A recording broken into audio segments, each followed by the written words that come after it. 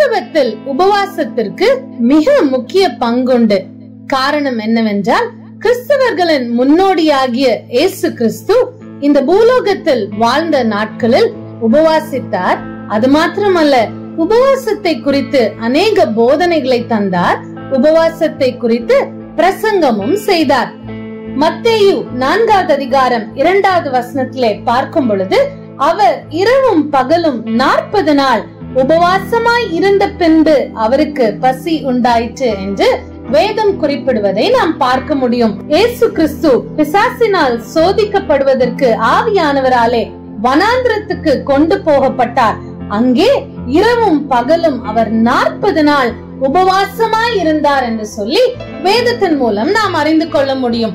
இந்த உபவாசத்திற்கு பிறகு அவர் தேவ வார்த்தையினாலே சாத்தானின் சோதனையையும் ஜெயித்தார் என்று சொல்லி வேதத்தின் ஆதாரத்தின் மூலம் நாம் கற்றுக்கொள்ள முடியும். சரியான விதத்திலே எப்படி உபவாசிக்க வேண்டும் என்பதை குறித்து இயேசு கிறிஸ்து அநேக தரம் தன்னுடைய சீஷர்களுக்கும் ஜனங்களுக்கும் போதித்ததை வேதத்திலே நாம் காண முடியும். குறிப்பாக மத்தேயு 6வது அதிகாரம் 16 முதல் 18 வசனங்களிலும் லூக்கா 18:12 அவர் எப்படியாய் உபவாசிக்க வேண்டும் என்று சொல்லி குறிப்பிடுவதை நாம் பார்க்க முடியும். நீங்கள் உபவாசிக்கும் போது மாயக்காரரை போல முகவாடலாய் இராதேயுங்கள். அவர்கள் உபவாசிக்கிறதை மனுஷர் காணும் பொருட்டாக தங்கள் முகங்களை வாட பண்ணுகிறார்கள். அவர்கள் தங்கள் பலனை அடைந்து தீர்ந்ததென்று மெய்யாகவே உங்களுக்கு சொல்லுகிறேன். நீயோ உபவாசிக்கும் போது அந்த உபவாசம் மனுஷர்களுக்கு காணப்படாமல் அந்தரங்கத்தில் இருக்கிற உன் பிதாவுக்கே காணப்படும்படியாக உன் தலைக்கு எண்ணெய் பூசி உன் முகத்தை கழுவு. அப்பொழுது அந்தரங்கத்தில் பார்க்கிற உன் பிதா உனக்கு வெளியரங்கமாய் பலன் அளிப்பார். ஆம், பரிசேயரை போல உபவாசிக்காமல் உண்மையான இருதயத்தோடு உபவாசிக்க வேண்டும் என்பதை இயேசு கிறிஸ்து இந்த பகுதியிலே குறிப்பிடுவதை நாம் காண முடியும்.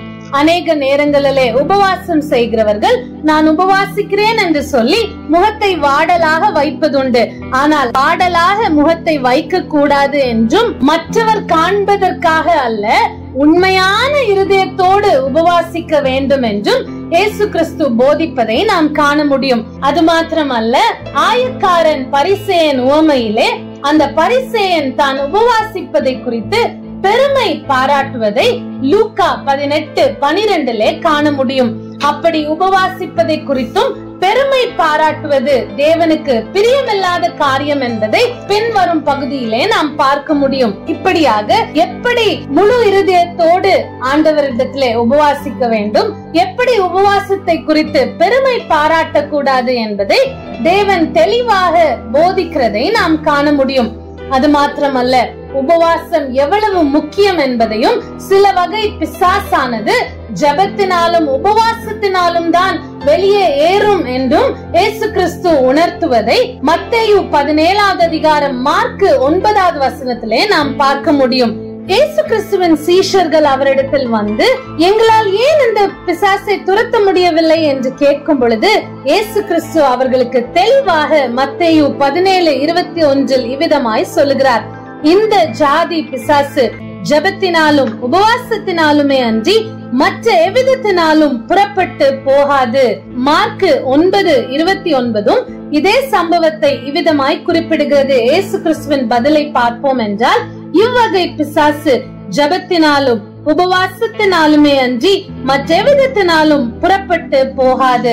ஆம், சில பிசாசின் போராட்டங்கள் ஜெபத்தினாலும் உபவாசத்தினாலுமே அன்றி வேறு எவ்விதத்திலும் போகாது என்பதை இயேசு கிறிஸ்து ஆணித்தரமாக தம்முடைய சீஷர்களுக்கு வெளிப்படுத்தியதை இந்த பகுதியிலே நாம் காண முடியும். இயேசு கிறிஸ்துவை பின்பற்றுகிறவர்களாகிய நாம் இயேசு கிறிஸ்துவை போல் ஜெபத்திற்கும் உபவாசத்திற்கும் முக்கியத்துவம் கொடுத்தவர்களாக, உபவாசம் எவ்வளவு அவசியம் என்பதை அறிந்தவர்களாக, உணர்ந்தவர்களாக, உண்மையான உள்ளத்தோடு கூட உபவாசத்தை குறித்து பெருமை பாராட்டாதபடிக்கு தேவனுக்கு பிரியமான ஒரு உபவாசத்தை இந்த லெந்து காலத்திலே மேற்கொள்வோம் என்று சொன்னால் அதுதான் அர்த்தமுள்ள லெந்து கால வாழ்க்கை.